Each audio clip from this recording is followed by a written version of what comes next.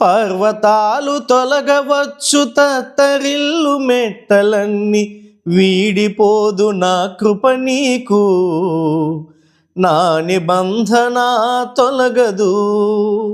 దిగులు పడకు భయపడకు, నిన్ను విమోచించెదా, నీదు భారమంత మోసి నాదు శాంతి నొసగెదా అని చెప్పి వాగ్దానం చేసిన యేసయ్యా తల్లిలా లాలించును, తండ్రిలా ప్రేమించును.